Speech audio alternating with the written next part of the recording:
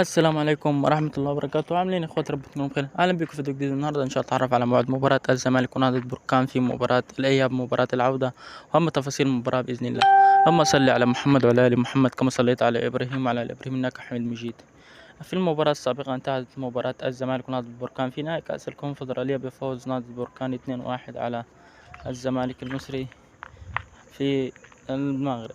سوف يتواجهان مرة أخرى في أراضي مصر في استاد القاهرة بإذن الله على تمام الساعة 8 مساء، وغدا بإذن الله 18/5/2024 عن قناة النقل المباراة بإذن الله بين سبورت سيتي.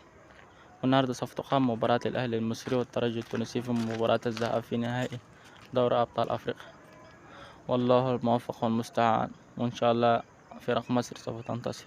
يعني كده على الزمالك المفروض ينتصر 3-1 عشان ياخد الكونفدرالية ينتصر فيها، أو لو تعادل فاز 2-1 يبقى التعادل 4-4، يبقى 3-3 لو معلش. إلى هنا غدا انتهينا، والسلام عليكم ورحمة الله وبركاته.